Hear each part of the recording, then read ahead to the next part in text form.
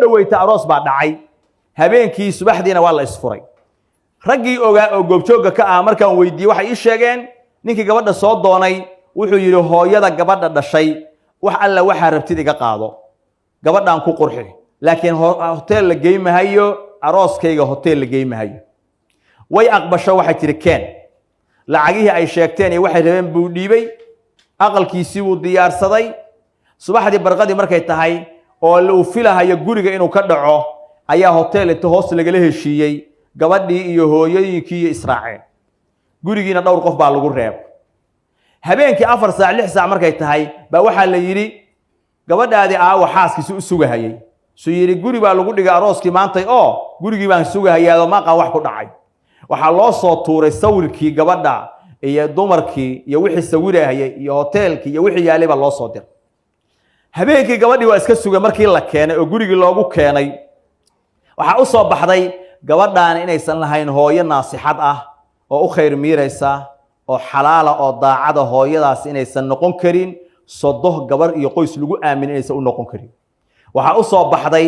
qoys khiyaano ku bilaabay noloshooda si ay ku sii wada noolaadaan inaysan macquul ahayn habeenkii gabadhii markii la keenay halkaas oo kale uu seexiyay waagi markuu bariyay buu hooyadeedii aabaheed u yeeray waraystu yiri gabadhaan halkaas ay xal seexatay gacnaheenu isma gaarin saacada laga bilaabo iga fasax wax alla wixii qarash iga galana waa iga fasax waxba idima haysto gabadhiina wad maxaa dhacay markii la yiri wuxuu yiri sawiradan arka hotel baa tagteen ballantii waad ka baxdeen dad la xidido laga guursado ammaano lana matihiin dhaqan xumana gurigeyga ku bilaabaysaan gabadhiina waa idin furanta sidii ayuu ku fasax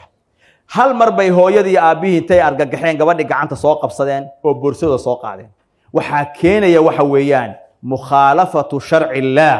ilaahay sharcigiisa hadaad khilaaftid waxaad ogaataa ilaahay waa kugu ciqaabin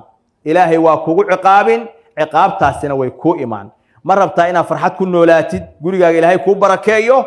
shuruudan badanna joojiya waxaan adayga ka batay iska daaya fisqigaana ka dheeraado ilaahay uga baqa gabdhihiinana nin kasta oo wanaagsan siiya kana daayo hoteelada ilaahayna waxaan weydiisanaynaa bi asmaa'ihi wa sifaatihi inuu inoo barakeeyo gabdhaheena hooyooyinkeena ilmaheena dhammaantood guur saalixa oo wanaagsanna ilaahay subxaanahu wa ta'ala u sahlo sallallahu ala nabiyyina muhammad wa ala alihi wa sahbihi ajma'in